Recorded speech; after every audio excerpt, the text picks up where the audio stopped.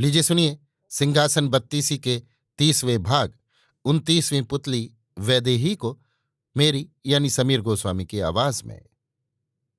वैदेही 29वीं पुतली बोली, राजा भोज, तू किस बात पर भूला है? सब सखियों ने तुझे कथा सुनाई, तब भी तू पत्थर न पसीजा। पहले मुझसे बात सुन ले, पीछे सिंहासन पर पाँव दे। राजा ने कहा, अच्छा कह। पुतली बोली, एक दिन राजा वीर विक्रमाजीत रात को अपने मंदिर में सोता था कि एक ख्वाब देखा। वो मैं तेरे आगे कहती हूं। क्या देखता है कि एक सोने का महल है और उसमें अनेक अनेक प्रकार के रत्न जड़े हैं और तरह तरह के पाक पकवान और सुगंधें धरी हुई हैं।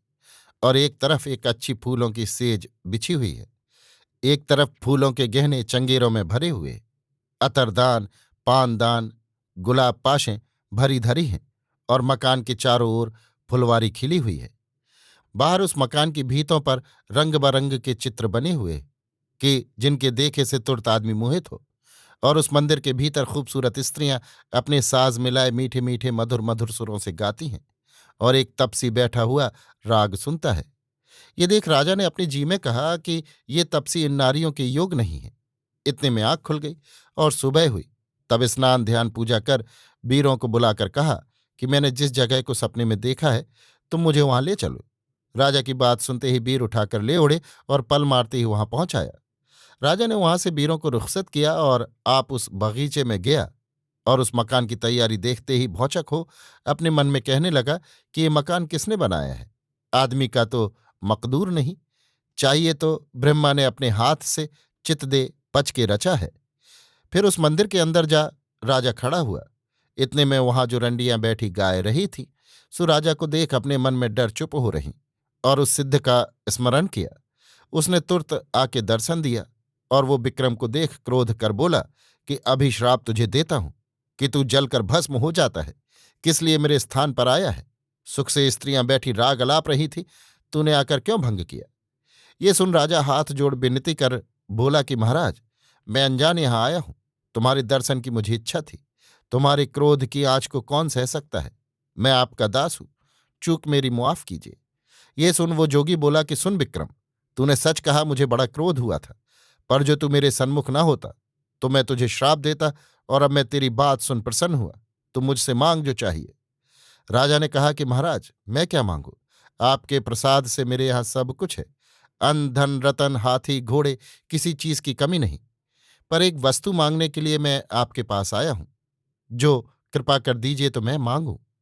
ये सुन जोगी ने कहा, राजा, जो तू मांगेगा सो मैं दूंगा। राजा ने कहा, ये मंदिर मुझे दीजिए। जोगी ने सुन विलंब न किया, तुरंत वो मंदिर राजा को दिया और अपना जोग रूप धर वहां से तीर्थ बरत करने को गया। राजा ने जब वो महल पाया तब प्रसन्न हो गद्दी पर जा बैठा और वे सब रंडियां जैसे जोगी के आगे गातियां थीं, गाने लगीं। राजा उस मंदिर में खुशी से रहने लगा, अनेक अनेक प्रकार के रस भोग करने लगा। इतनी बात कह पुतली बोली, सुन राजा भोज, राजा विक्रम तो वहां बैठकर आनंद करने लगा और जोगी तीर्थ तीर्थ फिरता था और जो कोई सिद्ध वहां मिलता था उससे अपना दुख कहता था। इस तरह से किसी और तीर्थ में जा पहुंचा और वहां एक जति से अपने जी के दुख का ब्यौरा सब कहा।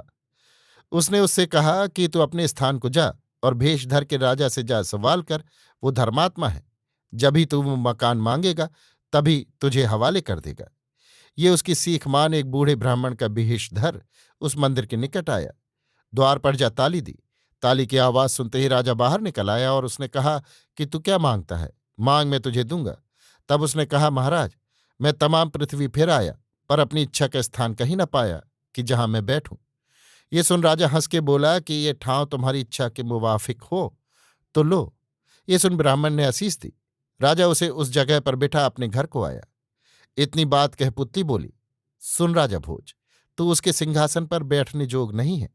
तू अपने जी में नहीं विचारता, जो बिना समझे ऐसा इरादा करता है जो उसकी बराबर हो वो इस सिंहासन पर बैठे।